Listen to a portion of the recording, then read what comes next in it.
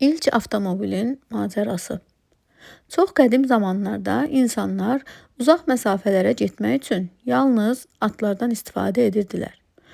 Bu səyahətlər həm çox vaxt aparır, həm də yorucu olurdu. 1886-cı ildə Alman mühəndis Karl Benz dünyada ilk dəfə mühərriklə işləyən avtomobil hazırladı. Lakin bu ilk avtomobil indiki maşınlara heç bənzəmirdi. Onun cəmi 3 təkəri var idi və sükanı böyük bir çarxa bənzəyirdi. Mühərrik işə düşəndə ətrafa elə güclü səs yayılırdı ki, qonşular qorxuya düşürdülər. İnsanlar bu texnikanın hər an partlaya biləcəyini düşünərək ondan uzaq dururdular. Karl Benz öz ixtirasını hamıya sübut etmək üçün yollar axtarırdı. Onun həyat yoldaşı Berta isə həyat yoldaşının bu işinə ürəkdən inanırdı. Bir gün Berta həyat yoldaşından xəbərsiz uşaqlarını da götürüb avtomobillə yola düşdü. Onlar 106 kilometr uzaqdakı başqa bir şəhərə getməli idilər.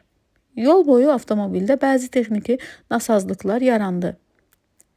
Berta ruhdan düşmədi və öz saç sancağı ilə tıxanmış yanacaq borusunu təmizlədi. Paltarındakı parçadan isə tormoz hissəsini düzəltmək üçün istifadə etdi.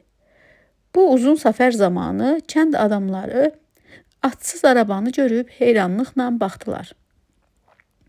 Axşam saatlarında onlar sağ-salamat mənzil başına çatdılar. Bu dünya tarixində avtomobillə edilən ilk uzun məsafəli səyahət idi. Bertanın cəsarəti sayəsində hamı avtomobilin faydalı olduğunu başa düşdü. Karl Benz isə həyat yoldaşının bu uğurundan sonra ixtiranı daha da təkmilləşdirdi. Beləliklə, müasir nəqliyyat növünün əsası qoyuldu.